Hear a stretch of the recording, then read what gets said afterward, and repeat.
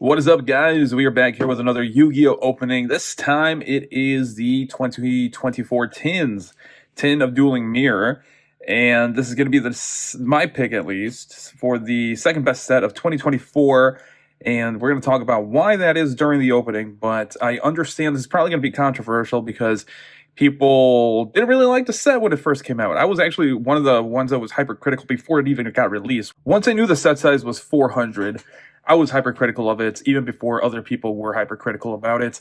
But the reason it is so high on the list is because it includes a lot of powerful cards in here, stuff that actually needed reprints, and it has a lot of QCRs. So let's go ahead and open this up. We're going to open up a whole case, but I don't think I'm going to take too long. All right, we are in, boys, starting it off here. Hopefully we pull some awesome QCRs. So point number one on why this set is so high is people always say these sets need to have promos, and technically each QCR, each pack has a promo. Each tin has 3 promos because you got a guaranteed QCR. Chaos Witch, Ultra Rare Fire Recovery, Trickstar Light Stage QCR, a Servant Yugioh Ultra Rare, another Ultra Rare there. So I'm also trying to recall what the spreads were. So I guess it was 3 Ultras, 1 Secret Rare, and 1 QCR. Okay, so that pack was not that good, although Fire Recovery is kind of a decent card, I guess. So here's one of the things that make the set not that good. 3 Ultra Rares, and the Ultra Rares were usually not that good, and then only 1 Secret Rare. It should have been 2 Secret Rares and then 1 Ultra Rare. That would have made the set a lot better. We got Polar Star, Meteor Dragon, Secret Rare, Bahamut Shark, though. Hell yeah, let's go. That kind of did need a reprint, and as a QCR, it's a kind of a welcome addition, to say the least. But yeah, so I guess actually kind of to nitpick here, I feel like the QCRs, there are definitely good QCRs, but the fact that they split focus, because they're trying to be nostalgia and they're trying to be meta, it's not good. They should kind of pick one for this type of product. Invocation. Oh, that's the alternate art, by the way. So we did get alternate arts, another positive, a Winking Winged Karibo, hell yeah, QCR, a Red Eye Soul, and a Storage Pod. So yeah, mixing the QCRs with the nostalgia hits and the meta hits, I don't think is a good idea. And what actually did a good job of this is Rarity, or no, I guess it is a Rarity Collection. Rarity Collection 3 or Bonanza, because Try to Drain, that's a really good reprint, and a Relinquished Anima QCR. Let's go. It looks really nice. But yeah, so Bonanza did that really well, because with each Bonanza pack, you are guaranteed a nostalgia pull, and then the rest are more, meta relevant or modern cards. And if they did that here, where you get 2 QCRs, maybe 1 nostalgia and 1 not, it would have been better, but they didn't. Divine Temple of the Snake Eye Secret Rare, number 32, Shark Drake QCR, and then an HQ there, but not just because of that, it's obviously not number 1. The Bonanza is going to be number 1, to no shock, to nobody's shock right there, but it doesn't mean that this set is a slouch.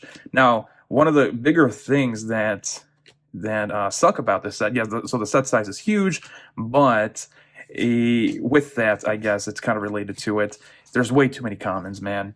And so they have to do 2 things. The Prismatic Secret Rare pool has to definitely decrease. It's 100 right now. It's way too big.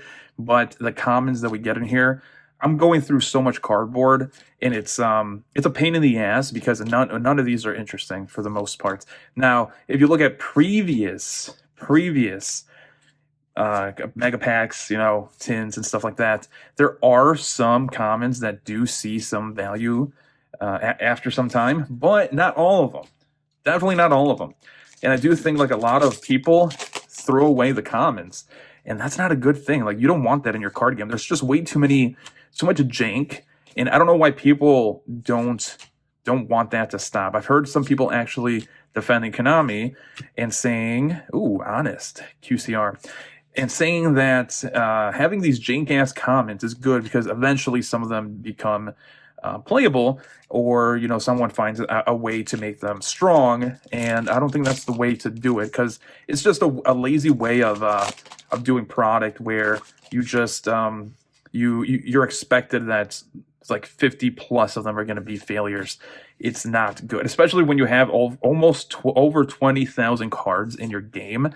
Like, maybe take it slow now and actually release good stuff here. But I think this card was being bought out recently, so I'll put it over here. Actually, a Junk Warrior, weird inclusion, secret rare, and then opening the spirit gates there. There's definitely weird inclusions in here, even in the high rarities.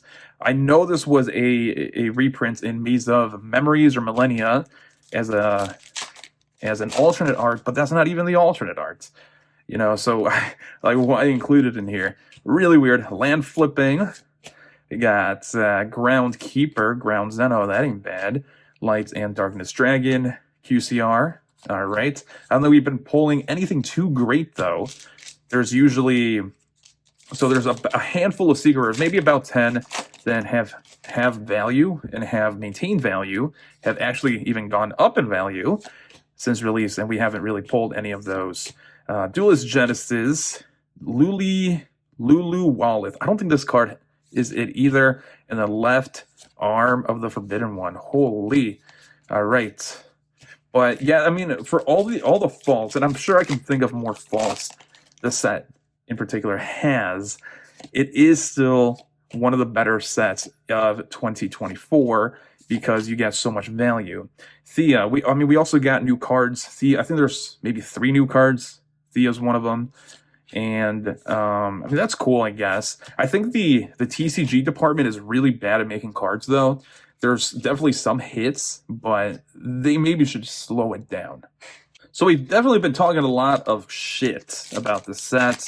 And so now the positives, the QCRs, for all their faults as well, they did print the limbs of Exodia, which a lot of people like that. I don't really care, one way or the other, but if it makes people happy, why not? Now, the gadgets are an interesting choice, which I don't agree with, because they did take up, although I think technically they took up 1 slot, but if they did take up 3 slots, definitely not the correct choices for those 3 slots. At least with Exodia, you have the excuse that they just very recently got support, and the Exodia head was already a QCR, so it kind of did need the bling upgrade. But yeah, so we got Xyz Dragon Cannon. I think this is the alternate art.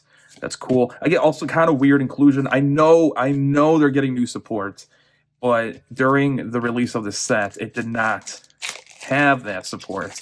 So it's just a little bit too soon. It could have had the reprint as a QCR in the set it comes out in, instead of doing it in these tins.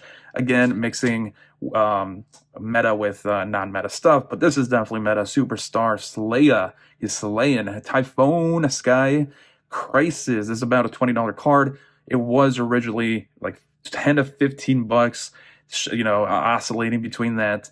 And now, because of lack of reprints and because it's so freaking hard to pull in this set, it is increasing in value there. Another limb. I feel like you can get at least 4 limbs of Exodia in a case, so you might be able to complete the Exodia pieces or get the limbs at least, not the head, because it's not included in here, which is kind of cool, I guess. And they're not inexpensive either. They're about $3 each. Nemesis Elephant. Oh yes, Shining Neos, Wingman. I didn't pull that many of. Oh, and then a Dark Magician Girl. There's my girl. All right, hell yeah. We got a Shining Neos and some bitches, or a bitch, but we'll get some. Maybe we'll get a play set or something. All right, there is an alternate art Dark Magician Girl in here as well, which would be cool to pull, because I only pulled 1 so far. Again, really, really low chances of pulling these cards, which is obviously a not a positive here. Wake up, your motherfucking hero. Let's go. And the rest. to their credit, it does seem like the QCRs were very. It wasn't all DM pandering. There's definitely a lot of GX 5Ds, etc. So, actually, maybe not 5Ds. I kind of forgot. No, there is actually Red Dragon Archfiend and Axel Synchro Stardust and stuff like that. Snake Guy, Oak, and there we go, Black Winged Dragon. That's a pretty cool one. I think it was a Starlight from the. From its one of the main sets, maybe Darkwing Blast. Sounds familiar, at least. I don't know, but yeah, I mean, for all their faults, see now, if it's easy to fix their problems here. Obviously, make the set size smaller, make the pool of prismatic secret rares smaller, have less commons, stuff like that. And QCRs are going away, so just include really good, what's it called, promos in here, because yeah, once the QCRs go away, it's going to be hard to include something like that is a promo, considered a promo, or kind of technically a promo in these packs. So having a promo pack would be beneficial, at least. I don't think it'll fix the set like straight up, like a lot of people think, but it's definitely a nice thing to add a promo pack in here. It's definitely good faith. We'll go with that, but I don't think it'll. I'm not naive enough to think that just having a promo, any promo, will fix these like tins and mega packs and stuff like that. Because if it's a bad promo, people ain't buying it. Scareclaw, Kashtira, Noble Arms Museum, and then a parallel Exceed. All right. I think one of the cooler things that people don't really mention about this tin as well is the inclusion of tokens and the inclusion of alternate arts that are actually pretty good, and also not just DM pandering. Spirit of Yubel, though, hell yeah, let's go. And a Ultimaya Zolkin. So the reason why is it separates this product from other products in 2024. It also separates this tin from other tins as well, that and the QCRs. I know the 2023 tins also had QCRs, but they didn't have as many QCRs. And also that's another good point, actually. The people that say that just having promos is going to save the tins. Well, 2023 tins had promos, and it did not save those tins. Those tins are very, very lackluster even now. Yes, they've had some buyouts or at least some singles being bought out, not necessarily the tin itself, but it is below MSRP, and that is not good at all. So having stuff that differentiates the product is definitely good. We saw that in Magnificent Mavens, how having sleeves actually improved the set, and a lot of people bought it out. Also having Pharaoh rares in there, because that's a rarity that hasn't seen a lot of printings. Another back-to-back opening the Spirit Gates there. That's interesting. A Purely. And the thing about that too is, though, you run out of stuff to make your products unique, because if you keep including alternate arts in every single product, well, then what makes your product special, right? But if they do it like at least like twice a year in certain sets, it's definitely in the tins, and especially if those alternate arts are actually decent, like the Raigeki from this set is fucking goated, and the Hero Art Poly from Bonanza is also goated. So if they do stuff like that and it is goated, it will make the set stand out. Definitely. I wonder if we completed Exodia there, minus the head. I think that is the fourth limb. Cool. But we haven't pulled anything crazy besides Typhone, the Dark Magician Girl, and the alternate art. I think it was Invocation. So we're due something here. I mean, that does lead to the point where like the set size is just huge. Definitely full armored Dark Knight Lancer. Oh, there we go. Back-to-back waters in a Shark Dude. But yeah, I still think, again, for all its faults, this set is number 2 for a reason. And long term, I feel like people are going to start opening this product up in a nostalgic sense. Like they're going to feel nostalgic for it in like 4 years. Laura's Lady of Lament, Tuning Alt Art, there we go. Chaos Ancient Gear Giant. We're seeing some variety now with the QCRs there. Cool. But yeah, people in 5 years are going to try to pull the Dark Magician Girl QCR, alternate arts, Red Ice alternate arts, the Raigeki alternate arts. Definitely. There's going to be a lot of nostalgia for sure. Blessing of Horus, Seal of Orichalcos, and these Chimera dudes. I can't say the same for all the tins that we've had. Maybe the 2023 tins will also see that, just because of all the QCRs that were in there are kind of like the aces from Pro Tags. But this set is definitely a lot better than that. Rock of the Vanquisher, another limb. So we're at 5 limbs there. All right. Definitely, I mean, I'm sure we have completed it then, minus the head. But we'll do a quick recap there. Signet Circuit, Gigantic, Thundercross, Thundercock, Infernoble, Snake Eyes, Flamebird Dragon, Chimera Tech Fortress Dragon. Hell yeah. Love me some Chimera Techs. Yeah, but definitely like the 2022 tins, 2021 tins, and stuff like that. They don't have a lot of reopening. High chances of people going back and reopening them. Snake Guy, Excel, Stardust, Synchro Dragon. That's my boy. I love the color schemes of them. I like it. I really love that pink and green background there. But I feel like the collector rare is a little bit better because you can actually see the artwork a bit more. But it is what it is. Shell of Chaos, Small Scuffle, Scare Claw, Red Eyes Black Dragon. There we go. That's the alternate art. Nice. And then a Tyrant Red Dragon Archfiend, I think is his name. We got a couple more packs, and we haven't pulled a lot of value, unfortunately. But that is the way it goes. Sometimes these tins have a lot of value, and then sometimes they just don't, unfortunately. Let's see what our secret rare is. It is 100 apples, and then a Cosmic Blazar Dragon. That's not bad, actually. As far as, because I think this really did need a reprint. So, and now we're pulling a lot of 5Ds, QCRs there. Okay, come on, give me something good. Maybe like an Zesty or like a Chaos Angel would be fucking goated, actually. But let's see, we got a Snake Eye Birch, ooh, and a Yellow Gadget. So this case definitely did not bode well for my argument, saying that this is a really good set of 2024. I mean, besides, we did get one Dark Magician Girl, which I think it's on average one Dark Magician Girl or one Blue Eyes QCR per tin. Unfortunately, we got the Dark Magician Girl. The Blue Eyes is more expensive. And then, of course, the Platinums, because there's just so many freaking Platinums. It's going to be hard to pull the Platinums that are actually expensive. That's why a lot of these Platinums are as expensive as they are. We only got one Typhoon. We did get a Thea, but it's not that expensive. Ground Zeno is about $5-ish, unless it went down. Trident Dragon was about $6. Invocation, alternate arts, and the rest there. And then I forgot the Shining Neos.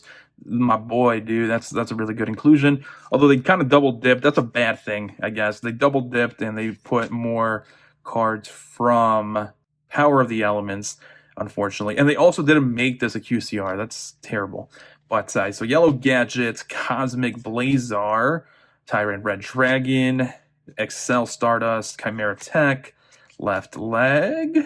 Let's see, we did complete it actually. Seal of Orichalcos, Chaos, Ancient Gear of Chaos, or whatever, Shark Drake, a Right Arm, Crystal Beast, Ruby Carbuncle, 2 Opening the Spirit Gates, a Red Gadget, Ultimate Zolkin, Parallel Exceed, Salamangreat Gazelle, Relinquished Anima, Blackwing Dragon, Wake Up Your Motherfucking Hero, Right Arm of the Forbidden One. So we got 2 duplicates of the arms. There, XYZ Dragon Cannon, Green Gadget, a right leg. So we did get the other leg, and we got the left arm. So we definitely did complete Exodia minus the head. Light and Darkness Dragon, Opening the Spirit Gates, Honest, number 39. Ito, number 32, Relinquished Anima again, which is awesome. They have duplicates, Winking Winged Karibo, a Bahamut Shark, and a Trickstar Light Stage. And of course, the OG Dark Magician Girl. But as far like I'm gonna be honest with you guys here, the value was not pulled definitely in this case. And that is about, like, I would say you would probably get a case like this about 50% of the time. So that is a negative, but you're not guaranteed to profit from any set. And if you look at like main side sets like Ancient Guardians or whatever the latest set is, I forgot the name, it's incredibly hard to also pull stuff that you want from those sets. So it's not unique to this product in particular. I mean, even main sets, it's hard to pull the good secret rares, and on the off chances the good ultra rares, because there's barely any good ultra rares in those main sets. It's hard in those sets as well. So it's the problem where the pull rates suck is not unique to this product category. It does get exacerbated with the fact that there's a lot of commons and a lot of ultra rares, prismatic secret rares, and stuff like that increase the pool unnecessarily, but it is what it is. Anyways, let me know what your number 2 product is in the comments, and I'll catch you guys in the next one.